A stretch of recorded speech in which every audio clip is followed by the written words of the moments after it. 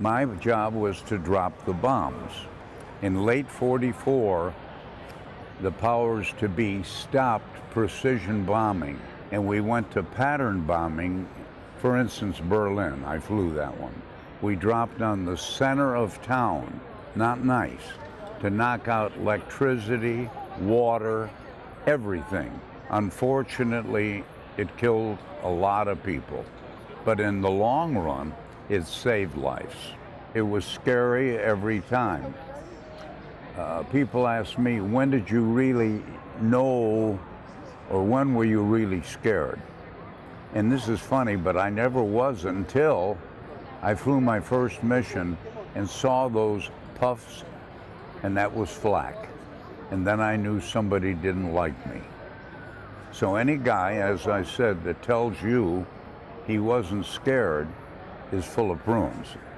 I was one of the younger ones towards the end of the war. But here's the thing people don't realize. Our missions, Berlin was 800 to 900 miles from our base. That's why we were in the air 10 to 12 hours. I don't know if you know this or not, but Flak was responsible for shooting more B-17s down than Messerschmitts or Focke-Wulfs. That shell would explode into, hypothetically, 150, 200 pieces. I have a piece about that big I dug out of our waist. If that piece would hit you here, you'd be gone, or here you'd lose a finger.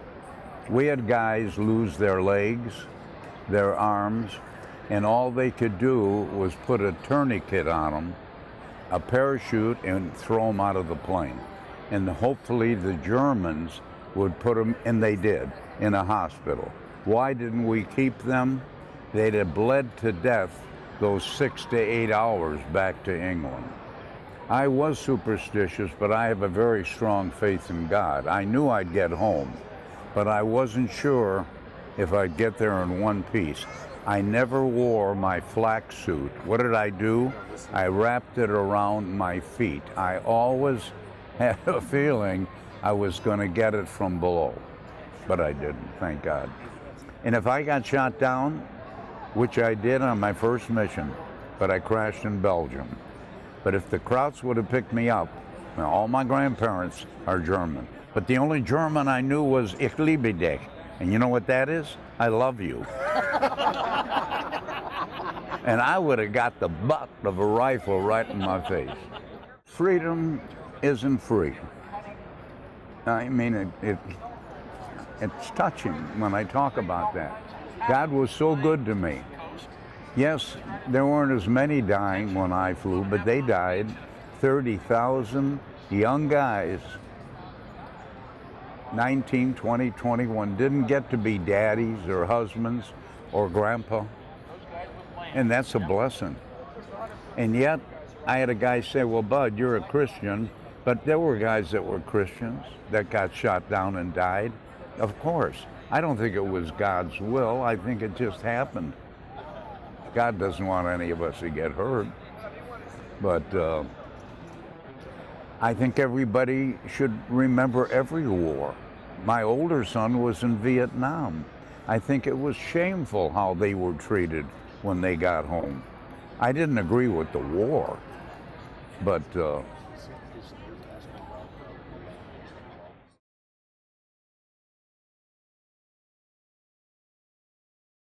I was in high school, and my birthday is Memorial Day, May 30th.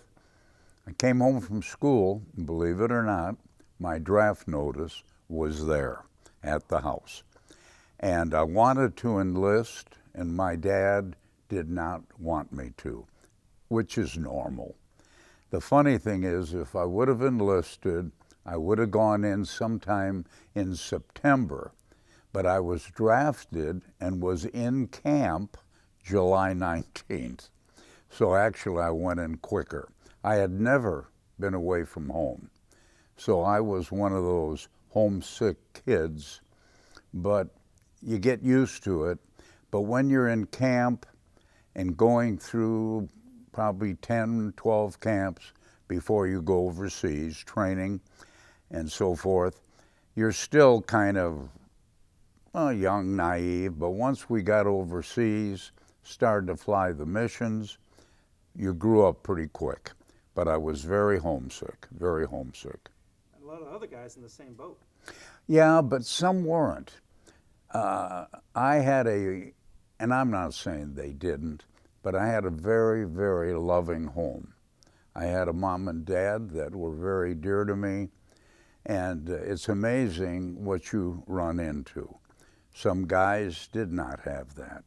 Some guys only had a mother.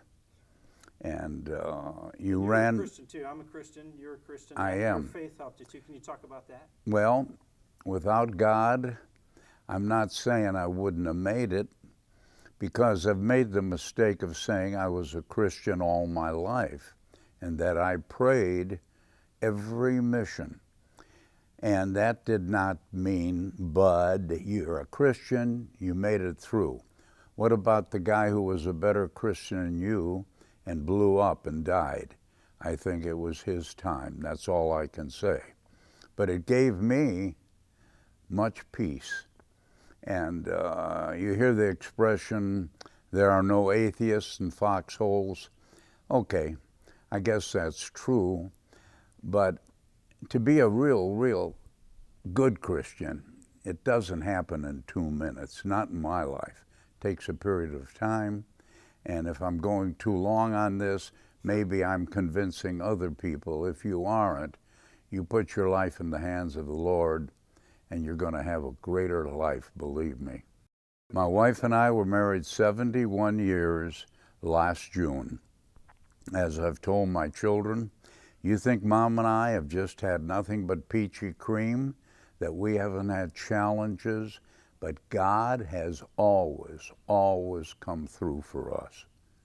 Now, I'm not saying He doesn't help other people, but maybe it helps to ask God and to be on His team, okay? When I got home from the war, got to the house, said to my sister, Dory, fix me up with a date. I wrote girls from church. I never had a steady girl at that time. She fixed me up with her best friend, who happens to be my wife. And we dated for about a year and a half to 2 years, and then we got married. And then about, 12, 15 months later, along came our first child, Michael. That's right. And then I had different jobs. You got to work to put food on the table. But in 1949, in the Merchandise Mart in Chicago was a company called S.C. Johnson and Son, at that time, Johnson's Wax, Raid, Pledge, Glade. And I started as a salesman down the streets of Chicago. Remember, you asked for this. Became an auto specialist when they had auto, became an area manager, then became a district manager. I ended my career as regional sales manager for them in Minneapolis, in charge of about 5 states, 19 salesmen, and 4 managers, 35 years. People don't know, or maybe they do, that Kaiser Wilhelm was the president or whatever of Germany, but he took Germany into a very deep depression, very similar to what I grew up in. And of course the people were very fed up with him, disenchanted, and along came probably the greatest con man in the world, Adolf Hitler. And he sold his people right down the whatever, and they bought it. And that's sad, because it's true, whether you believe it or not, he wanted to take over the world. He thought America was nothing but a bunch of mixed up Italians and Germans and Polacks and what have you. And when America banded together so quick, this is true, it shocked him. He couldn't believe it. But he was, as you said, a pretty good salesman. What happened in 1944, I believe, we more or less decimated the entire German Air Force. Very few, and unfortunately the few pilots that were left were kids. And what I've heard, the P-51 Mustangs, they said they were on a turkey shoot. They could shoot these guys, they were so inexperienced. But the one thing on this cold blue film, it even tells you, more planes, American B-17s and what have you, were shot down by Flak, more than fighters. Why? You couldn't shoot back at Flak. And there was Flak, I would say, on 70 to 80% of our missions. We had, you had to have. I mean, to keep a B-17 airworthy and up in the air, everybody, just like in life, had their duties. Well, stay with me if you want. One of my duties was to run an oxygen check about every 5 minutes. Well, why would you have to do that? Why? Because every position had an oxygen tank, which was their way of getting oxygen. And of course, oxygen tanks got hit. Now, if you were the tail gunner, I would go on intercom and say nose to tail, over. It was an oxygen check. I never had any problem with my crew. But if you wouldn't answer, I would unhook from my main system and rehook to a portable oxygen mask, and then I would have to go all the way back there. Pray to God, the guy was lying there, and from what I've heard, unconscious, because if you don't have oxygen, you're out in a couple minutes, but in about 5 to 8 minutes, you're brain dead. And that's called anoxia, A-N-O-X-I-A. I had to do that. Fortunately, I was in the nose, the plexiglass nose, so I also had to be on the lookout. I mean, the weather in England was very, very not good. And there were a lot of air collisions prior to getting to the target in forming. We missed a plane by about 50 feet. I mean, that's close.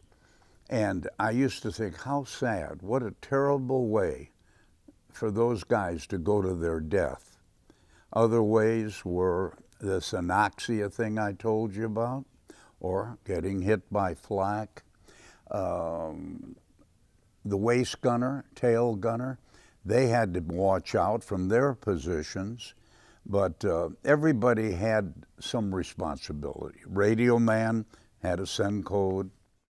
We were in the air 10, 12 hours at times. Now, half of that time on oxygen. It may not sound like a lot, but try putting on something like that at 25,000 feet, where it's somewhere in the area of 20 to 30 below zero in the plane. Outside the plane, it was around 60 below.